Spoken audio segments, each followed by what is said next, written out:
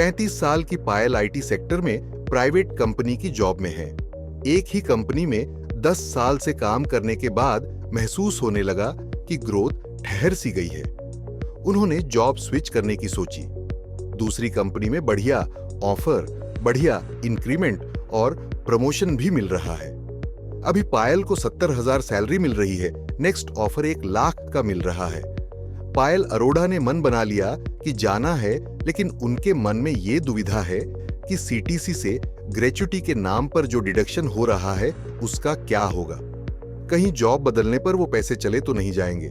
पायल अरोड़ा की इस दुविधा और आशंका का समाधान रुपया पैसा के इस एपिसोड में। ग्रेच्युटी को बख्शीश भी समझिए, रिवॉर्ड भी, जो कंपनी अपने स्टाफ को लंबे समय तक सर्विस करने के बदले देती है। ये रिवॉर्ड तभी मिलता है जब स्टाफ या तो कंपनी से रिटायर होगा या रिजाइन करता है। पीएफ, ग्रेच्युटी ज्यादातर वही कंपनियां देती हैं जो अपने स्टाफ का केयर करती हैं।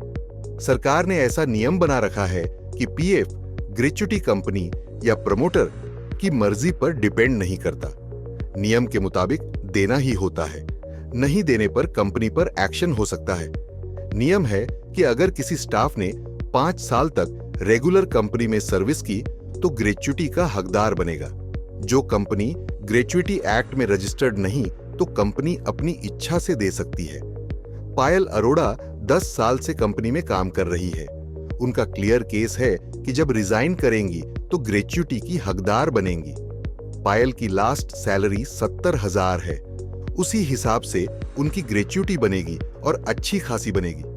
ग्रेच्युटी के कैलकुलेशन का एक फॉर्मूला है जिसके आधार पर ग्रेच्युटी मिलती है। पायल का केस है कि उन्होंने 10 साल सर्विस की है, लास्ट सैलरी 70,000 बन रही है। उनकी लास्ट सैलरी 70,000 रुपये इंटू कंपनी में 10 साल की सर्विस इंटू 15 डिवाइडेड बाय 26। इसी फॉर्मूले से ग्रेच्युटी कैलकुलेट होगी। 6 दिनों में 1 हफ्ते में काम किया तो कैलकुलेट हुए महीने के 26 वर्किंग डे। ग्रेच्युटी में 15 दिन की सैलरी कैलकुलेट होती है। इस फॉर्मूले से पायल की ग्रेच्युटी बनती है 4,03,846 रुपए।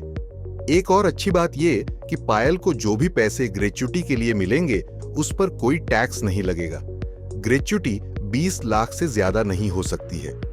अगर बनती है कि कंपनी रास्ता निकालती है कि एक्स ग्रेशिया के जरिए पेमेंट हो जाए। नोटिस पीरियड को सर्विस में ही काउंट किया जाता है, इसलिए नोटिस पीरियड सर्व करने से कोई नुकसान नहीं होता।